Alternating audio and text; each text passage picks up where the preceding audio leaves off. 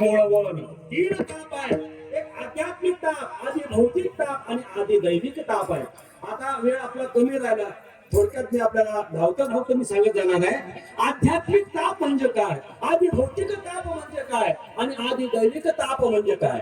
आध्यात्मिक ताप त्याला म्हणतात की शरीरामध्ये आजार निर्माण होणं, रोग निर्माण होणं. कधी कधी पहा तुम्ही, कधी कधी एखाद्या माणसाला तुम्ही केव्हाही भेटा, सकाळी भेटा रामपाऱ्यात ब्रह्ममुहूर्तावर सकाळच्या 4 वाजता, तरी त्याच्या तोंडावर गौरी फुटेल राहते. राम भाऊ चाल ना काकड्याला, तो गोदडीतच माकडं आलो असतो हो, पण काय करावं, गुडघे बसूच देत नाही. पुन्हा त्याला 11-9 वाजता म्हणून चला ना पारायणे, बसलो असतो पण डोळे असे मिचमिच करतात, डोळ्यातून पाणी गळतं, वाचता येत नाही. चला ना हरिपाठाला, आळंदीचे मुलं आलेले आहेत, टाळ घेऊन पावले खेळतात, आलो असतो हो, पण मग कंबर असं असे तुंबडी लागते कमरेला 2 मिनिटं बसलं की. मग त्याला कधीही विचारा, तो तोंडच वाकडे केल्याशिवाय राहत नाही. शरीर धष्टपुष्ट आहे पण परमार्थ करण्याकरता साथ देत नाही, साथ देत नाही. याला म्हणतात आध्यात्मिक ताप. आध्यात्मिक ताप आधी भौतिक ताप. काही माणसाचा जर विचार केला तर त्यांना हे आध्यात्मिक ताप नाहीये. असे कित्येक तरी लोक आहेत की जीवनात त्यांनी कधी डॉक्टरचा दरवाजा ओलांडला नाही, त्यांना कधी गोळी घ्यायचं काम पडलं नाही आणि त्यांना कधी इंजेक्शन घ्यायचं काम पडलं नाही. असे काही माणसं आहेत.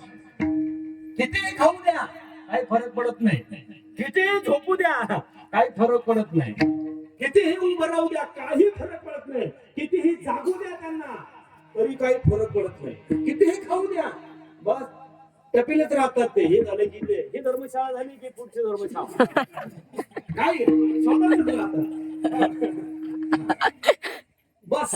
किती खाऊ द्या नशीब त्यांचं इतकं त्याला स्पष्ट पण हो. पिठाला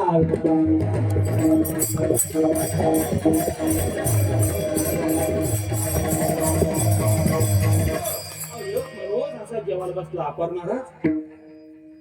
पंचपाकवान चांगलं होतं, वाढणारे जेवण स्वयंपाक करण्याचे सुगरण होते, वाढणारे उदार होते. आता ते पंक्तीतलं म्हणल्यावर वाढायला काय लागतं हा. आणि हा खाणारा पण असा हे होता, असा बसला बस असं आलं की संपोच, असं त्याला इतकं खाल्लं जो येईल तो आग्रह करायचा, ताटावर टाकायचा आणि ते घ्यायचं काम करायचं. खाल्लं, खाता खाता हा फुटबॉल इतका फोगळा पात्र दाखवून गेलो. इतकं खाल्लं शेवटी इतकं घशापर्यंत आलं आणि एक बनू चला वरण वरण वरण वरण.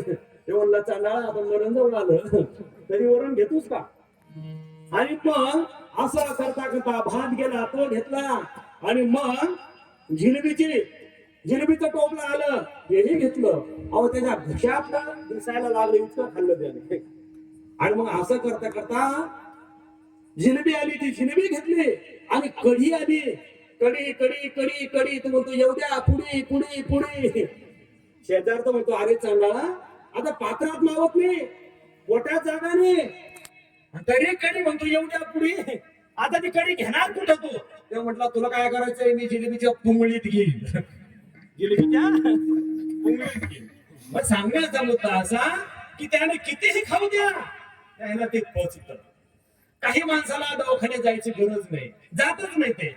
आणि मग त्याला म्हणा वा वा रामराम, अरे तुम्हाला दवाखान्यात जायचं काम नाही, कधी आजारी नाही, काहीच नाही, काय तब्येत तुमची बरे भाऊ तुम्ही भाग्यवान आहे. तो म्हणतो कशाचा भाग्यवान आहे, तब्येत चांगली आहे.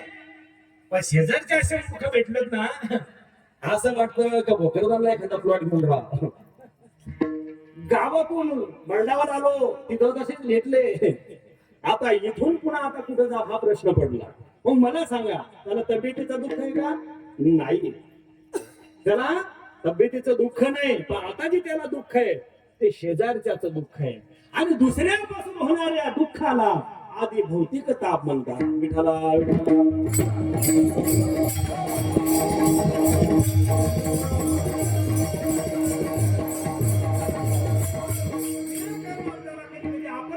नाही काही वाईट केलं तरी लोक आपलं वाईट करतात, याला म्हणतात आधी भौतिक. हा म्हणून कधी दुसऱ्याच्या सुखावर जळू नका, आमचे गुरुवर्य सांगायचे की अरे ज्या दिवशी दुसऱ्याचं सुख पाहून तुम्हाला मनोमन आनंद होईल त्या दिवशी तुमच्या जीवनात सुख यायला सुरुवात होईल. लक्षात ठेवा. आणि ज्या दिवशी दुसऱ्याचं सुख पाहून तुम्हाला जळजळाट होईल त्या दिवशी तुमच्या जीवनातलं सुख समाधान जायला सुरुवात होईल. विठ्ठला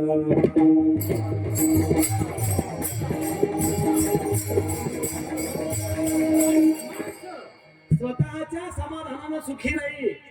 मला सांगा तुम्हाला तुमचे 10 पोते झालेले पाहून सुख वाटतं का दुसऱ्याचे 20 पोते झालेले पाहून दुःख वाटत?